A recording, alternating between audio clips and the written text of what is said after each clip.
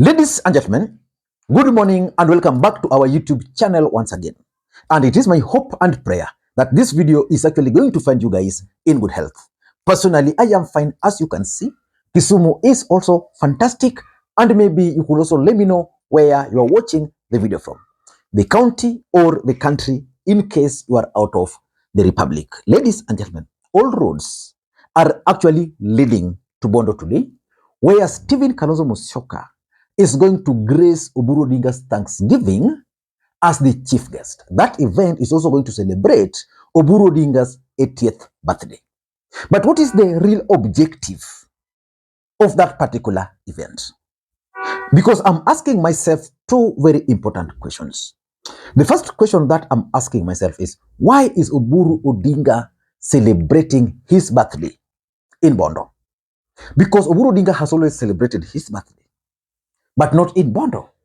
The celebration has always taken place in Nairobi, and it has never been this magnitude. Why is he doing it in Bondo?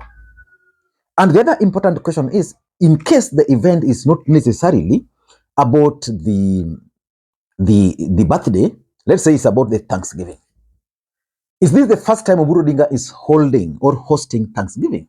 Because Oburu Odinga was first elected in 1970s. Oburu Odinga, for those who might not have known, was once elected as a councillor in Kisumu here, long time ago, in the 70s. Then, of course, when the dad died, he was elected as the member of parliament. That must have been in 1994. I've never seen Oburu Odinga hosting Thanksgiving to this magnitude, which means this event is significant. And why is Kalonzo Musyoka the chief guest at this event? That's the second question I'm asking myself. The truth of the matter is that Kalonzo Musyoka is the chief guest of this event because the event is intended to achieve certain political objectives, which I'm going to explain briefly. But why Kalonzo? Because if you look at Azimio, after Raila Odinga, the second person should be Martha Karua. Why not Martha Karua? Why Kalonzo?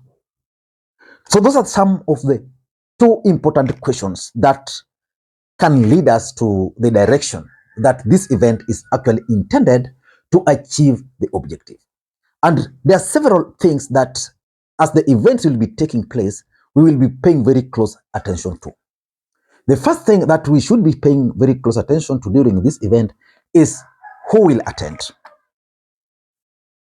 Just have a look at Azimio and who will attend the events from Azimio, even ODM party.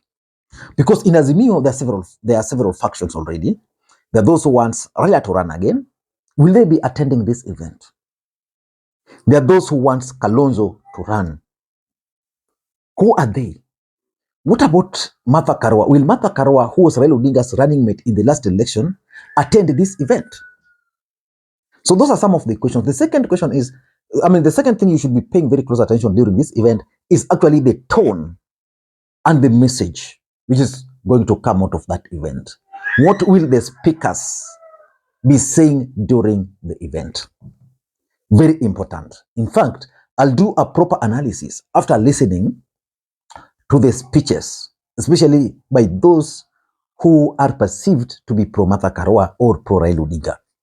And the other important thing that everybody should pay very close attention to is Raila Odinga. What will Raila Odinga say at this event? Because yesterday, Raila Odinga was in Makwiny, hosted by the senator he was in Kitui, hosted by the senator for Kitui, Enoch Wambua. And during that event, you remember what Edwin Sifuna alleged, probably kind of endorsing Kalonzo Musyoka. So what will Raila Odinga say in this particular event? So in this video, I want to reveal to you guys some of the secret agenda of this particular event, especially Kalonzo Musyoka's mission to this event. Before we do that, for those who are watching this channel for the first time, please take a second or two, click that subscribe button so that next time we produce a video like this, YouTube will automatically notify you. And to the subscribers, I want to continue thanking you guys for your continued support, because without that support, this channel cannot be where it is. Ladies and gentlemen, without any further ado, allow me to dive in. But before I dive in, the people you are seeing their names there, I received your coffee. I'm very grateful.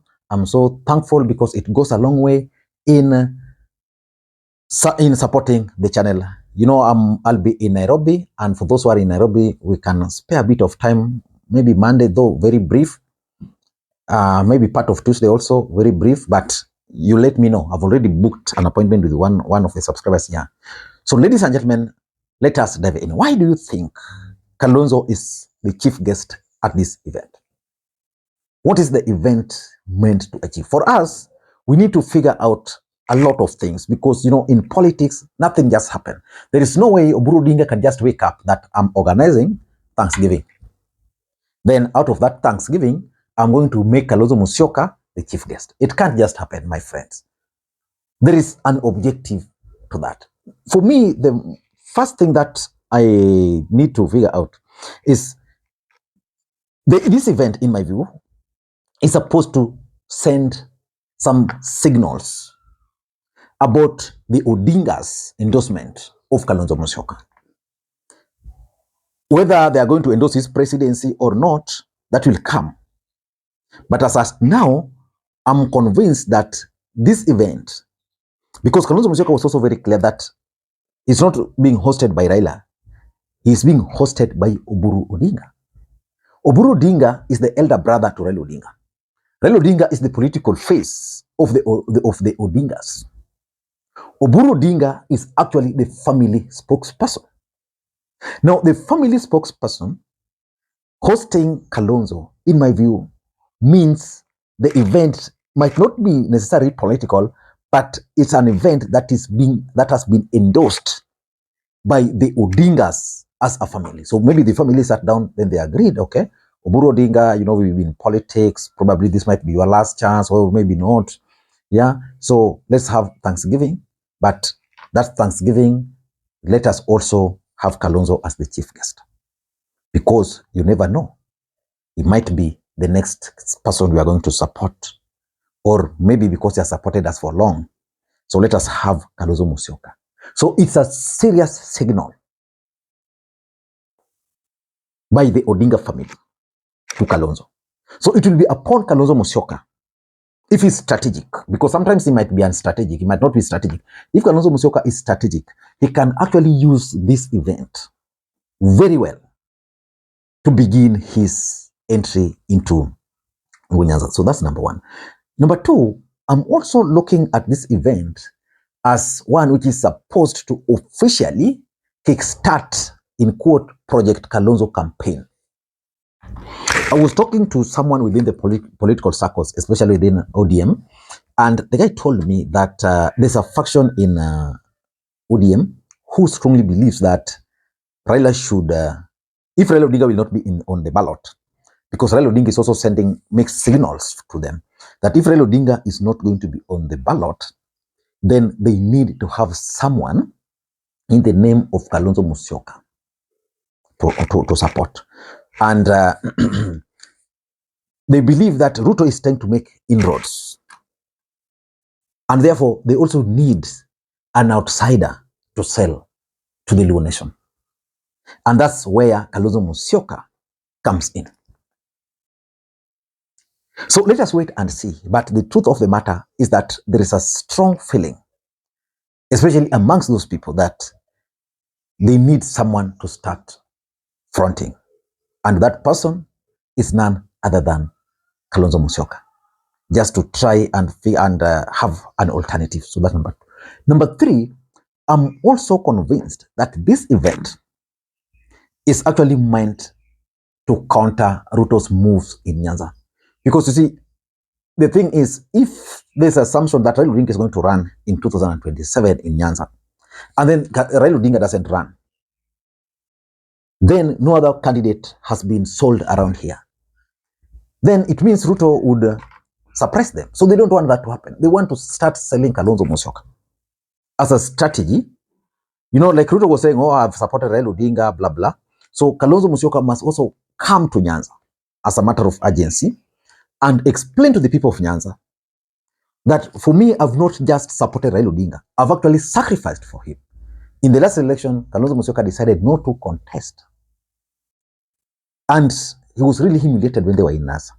So, but he still stuck with Raila Odinga. So he has to come and counter those William Ruto's moves. The problem I know with Kalonzo Musyoka is that I don't think he has a clear communication strategy, because I was even checking his Facebook page. I think it must have been posted several days ago. You know, even the event yesterday, which was in Makwiny, in Kitui, sorry, not even live streamed on his page, not even photos. So which means Kalonzo Musyoka might not have even a simple basic thing like a communication team around him. I'm even sure Kalonzo might not even have strategists working for him, because if Kalonzo had strategists working for him, appearing in Nyanza, I would have seen Kalonzo Musyoka appearing in Nyanza in a very big way. Kalonzo Musyoka would have landed in Kisumu. Actually, yesterday, Kalonzo Musyoka would have slept in Kisumu town. If he had a good strategist, he would have landed in Kisumu town. Then all those people accompanying him would have converged at where he slept in Kisumu. Then a huge convoy go up all the way to Kondele to just greet people in the morning. Then that convoy now heads straight to Bondo, a convoy of, let's say, 50 vehicles. With Kalonzo there, Wajakoya, they reach Kisian, they say hi to people. They reach Holo, they say hi to people. They reach Semekombewa, hi to people until Bondo. If he had strategies, I doubt if he has strategies. And that's why sometimes I offer myself to support, to advise Kalonzo. But anyway, I'm just joking.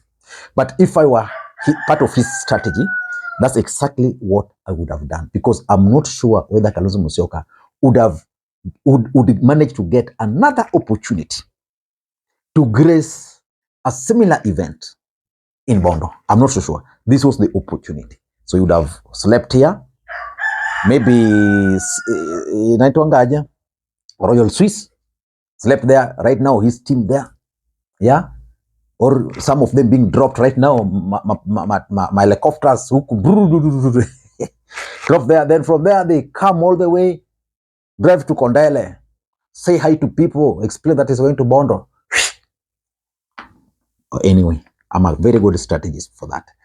Number 3, if you ask me, I also think that the Odingas want to take this opportunity to actually just thank Stephen Kalonzo Musyoka for the support he has given to the family. Maybe just thank him, not necessarily endorsement, because if it was an endorsement, then probably Raila Odinga would have been behind it. Oburu Odinga speaks on behalf of the family, not on political matters. And lastly, if you ask me, this event is also meant to gauge the reaction of ODM supporters towards Kalonzo Musyoka. How are ODM supporters viewing Kalonzo Musyoka?